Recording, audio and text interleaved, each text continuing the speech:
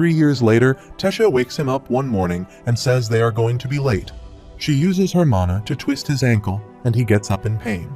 He asks her if she can't find a gentler way to wake him up, but she says he doesn't always wake up when she asks nicely. Besides, he should feel grateful that such a pretty girl like her is waking him up, but she gets angry when he says that the maids are prettier than her. On their way downstairs, she asks him if he really thinks maids are prettier than her, but the old man interrupts them and says it took them long enough to come to him. He asks them to get ready for their lesson. It is revealed that there exist 4 basic elements and their higher forms, and these higher elements, ice, gravity, lightning, and sound, can only be controlled by a mage that has gone beyond mastery of their foundational elements. They call them deviants, and dwarves can only manipulate earth and fire, but elves possess a much higher affinity to these 2 elements. Their distinct trait lies in the fact that all dwarves can mold and bend metal, while talented dwarves can control fire and earth to such a high degree that they are able to conjure and manipulate magma. Elves are limited to water, wind, and earth elements, but have much higher affinity than humans. In rare cases, elves can also produce a particular deviant type capable of controlling plants. However, elves aren't able to produce mages that can manipulate the higher forms of water, wind, and earth. Human mages possess the ability to manipulate any 4 of the basic elements, and they are also the only race capable of producing deviants in any of those elements, along with anomalies. This can't be categorized in any of the elements like emitters or healers. For example, there exists a subtle power balance between their 3 races, taking into account population, overall inherited affinity to elements, and diversity in mages. He then asks the old man if this explanation is good enough, and he replies that it's just passable. Tesha raises her hand for a question and says she knows that this whole assimilation process thing is meant to get Art's body ready to handle this beast will, and asks if it wouldn't be better to have him train his body physically while using magic like her.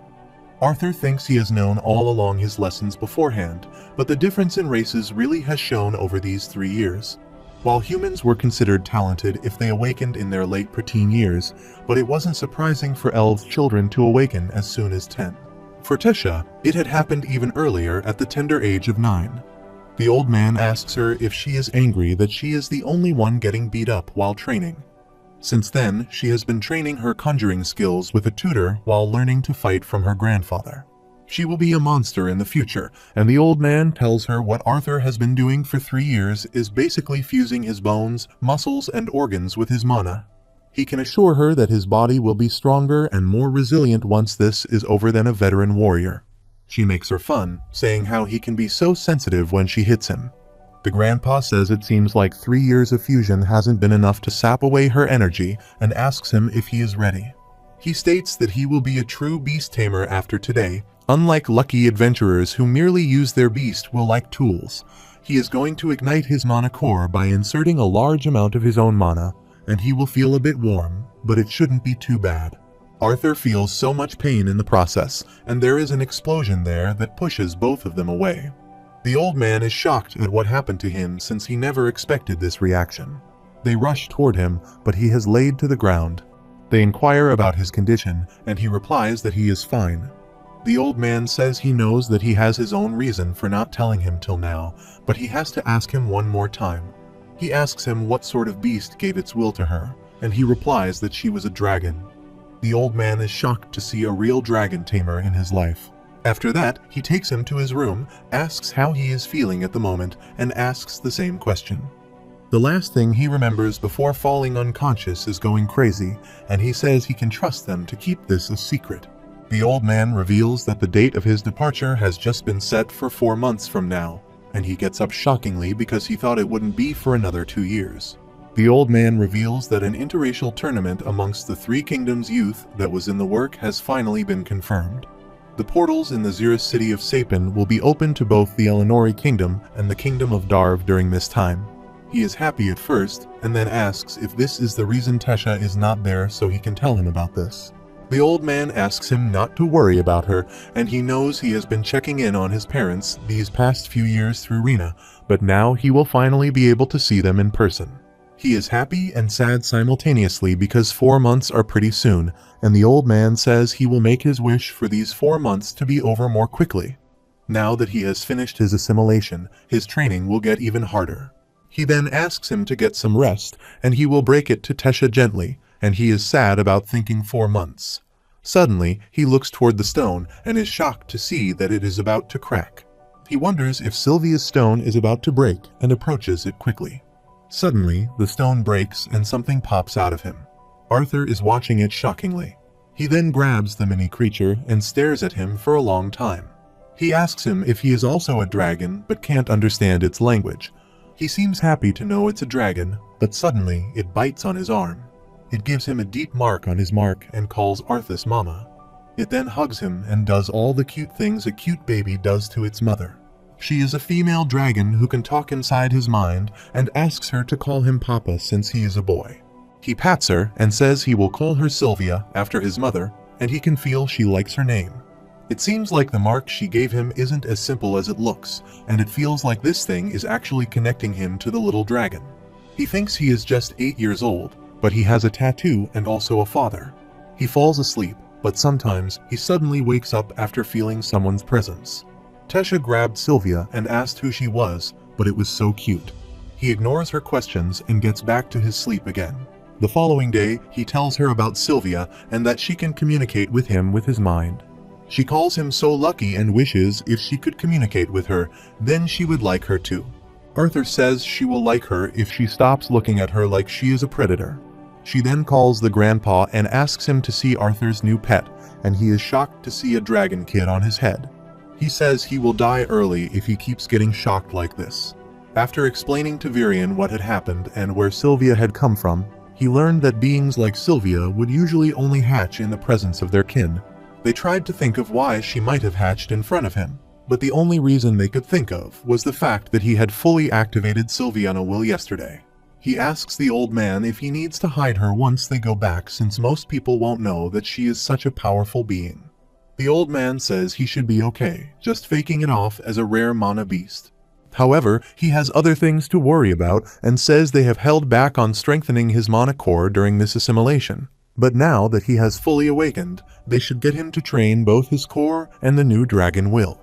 Arthur asks him what he needs to do for this, but the old man smirks and says he has found the best way to access the first stage of his beast will, on top of strengthening his mana core, is to engage in combat constantly. Arthur is happy to hear about fighting, but the old man says it makes sense that fighting a fellow beast tamer as he uses these stages against him will help him even more.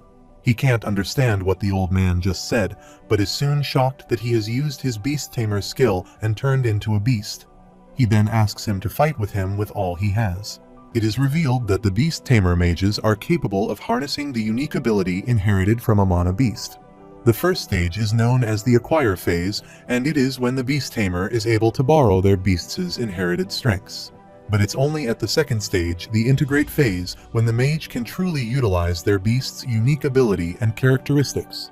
However, Virion, who had only unlocked this second stage after decades of studying his beast will, is now able to utilize the deadly prowess of a shadow panther. He calls Arthas and asks him to pay attention when he sneaks behind him, and he wonders if he can sneak up on him even after warning him. Suddenly, he disappears in front of him and puts a hand on his shoulder in the blink of an eye. Arthur tries to react, but when he turns behind, there is no one, and he appears from behind. Arthur surrenders and says he can't even react to his speed at this level, and his form is trauma-inducing. The old man returns to his original form and says it's not without its flaws, but using the integrate phase still takes a bit out of him. Arthur says his movements are one thing, but he couldn't feel his presence even when he was behind him. The old man grabs his wooden sword and says Shadowdown Panthers are able to manipulate wind and sound to achieve this effect instinctually. He gives him the sword and says they will now actually start the training. After that, days quickly passed for him, completely immersed in training. Through Virion's guidance and his own insights, he was able to access the first stage if his dragon's will. He also taught him to conceal the presence of his beast will in front of other mages. If he wasn't strengthening his mana core by studying Sylvia Dragon Will, he was sparring against Virion. Luckily, the Assimilation Princess allows his body to keep up with constant training and conditioning. In his downtime, he spent as much time as he could embracing the joys and innocence of childhood like Sylvia had wished for him. 4 months passed, and his departure date finally came. Tesha was sad about his departure. Spending every day together these last few years made breaking the news of his approaching departure that much harder on Tesha. After that, he uses Grandma Sylvia's featherworks to hide the presence of Sylvia's mark. The grandpa comes to him and says the carriage is waiting for him, and it's time for him to go. He gives him a locket adorned with the Aralf house crest to help him navigate the forest. He thanks him for everything, and the grandpa says he can always just find another princess to lead him back. Tesha gets angry and pulls his beard, and he tells her that it is a joke. He promises her to see each other again, and with the grandpa teaching her, he expects her to be stronger than him the next time they meet. He hugs her and says he will miss her, but she starts crying loudly and says she will miss him too. He then says goodbye to everyone and board the carriage. When he enters the carriage, some elves are already present, and one of them asks him if he finally gets kicked out of the kingdom. Arthur asks him about who he is, and he shouts at him and says he is the noble that he beat unfairly by defying the customs of the duel. He calls him a foolish human and says he should know that a true duel is meant to demonstrate magic, and the challenge always strikes first. Arthur seems to recognize him and asks if he is Ivysaur, but he again shouts at him and says he is Firuth Ivsar, the heir of the noble Ivsar family. He may have been defeated underhandedly while a naive child, but if they fight again, he can beat him. Suddenly, Arthur grabs his hand and says it's nice to see him. He also apologizes to him for bullying him back then. Faerith gets quiet, and a girl says he can just call him Fafi like they all do.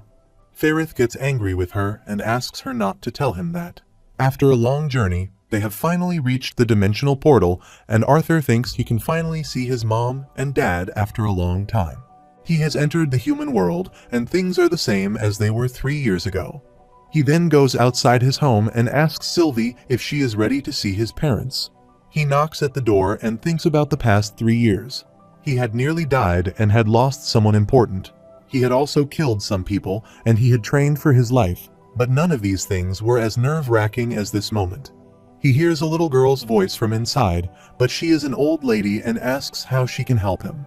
He introduced himself as Arthur Lewin and was informed that his family currently resides in this manor. A little girl asks him who he is when he hears Alice's voice from behind, and she calls the girl by the name Elena and asks what she is doing there. She asks her to greet everyone who knocks at the door, but she is surprised to see Arthur there. The bowl falls from his hand, and Arthur asks her if Elena is his sister and starts crying with joy. He then greets his mother, and she also greets him while crying. They hugged each other, and Alice said she knew his voice was his, and she was happy that his baby was at home now.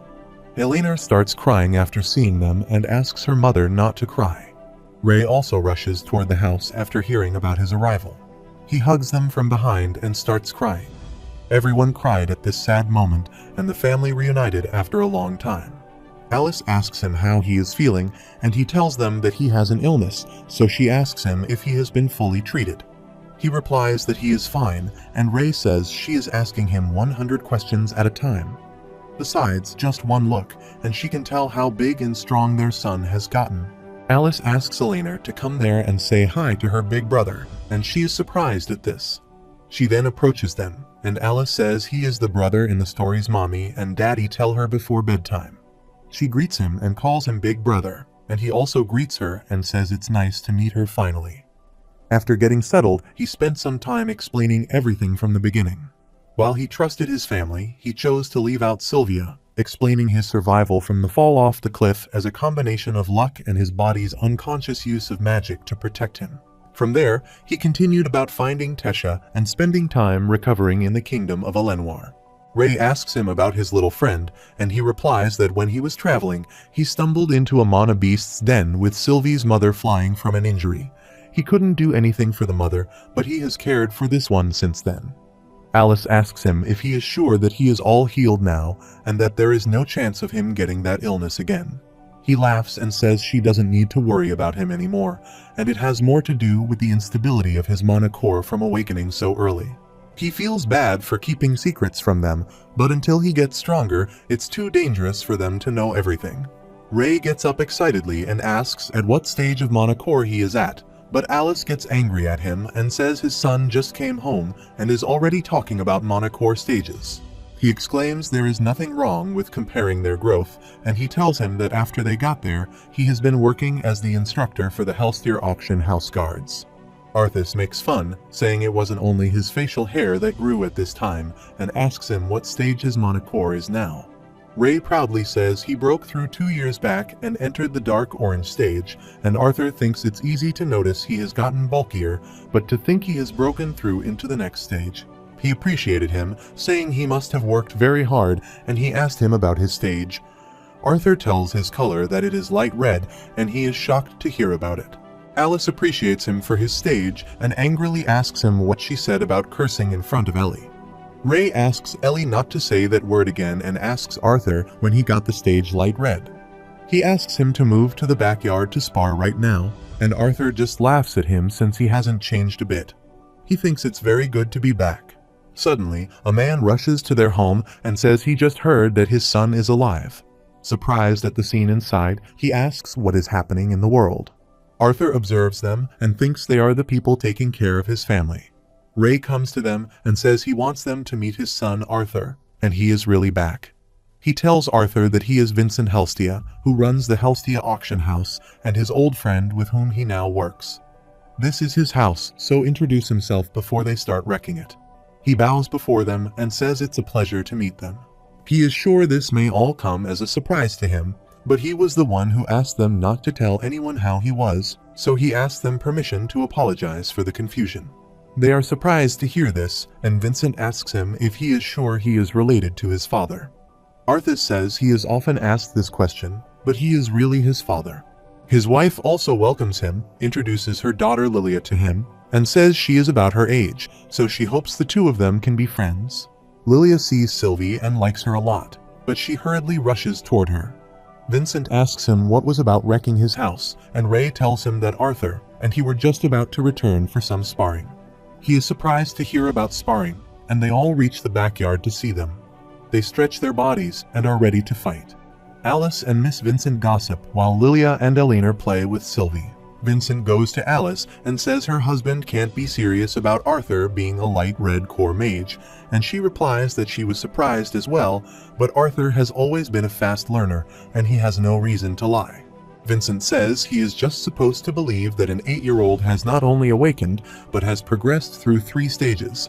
Even those snobby genius students admitted into Zuri's academy are barely at the dark red stage, and they are 11 or 12. Arthur says it would be best not to tell him he is only at light red because he couldn't train his core while assimilation with Sylvia's beast will. Ray hopes he is ready and that his father isn't the man he was back then. Arthas says he is also not the same child he was back then. He moves swiftly, reaches his father in no time, and tries to hit him, but Ray dodges his attack with his hand. He says he is going to have to try harder, but Arthur's movements are undetectable and he tries to attack him repeatedly. In the meantime, he grabs him from his shoulder and puts him down before he can do anything. He then asks him what he thinks about his tricks, and Ray admits that he caught him off guard. He says his old man is going to get serious now and uses a little trick he learned after he broke through into the dark orange stage. It is revealed that mages, starting from their awakening, have always had affinities, or strengths, in terms of what element they can best control.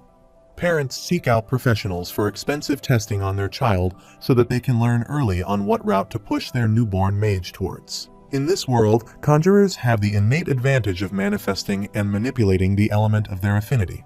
For augmenters, their affinity for elements is much more subtle, and the actual manifestation of the elements comes only after the augmenter crosses a certain threshold. For his father, who had been fighting and training hard since an early age, but had no formal training, it took him until the orange core stage to be able to turn his explosive mana usage into an actual fire. From the world he had come from, the elements weren't destined from birth, but a path one took willingly. Talent was a large part, but hard work played a significant role since no one was restricted to just one affinity. For him, who had so many advantages since coming to this world, all of it culminated in this, and he learned a trick or two as well. He also shows his mana core and asks him not to be surprised to see him.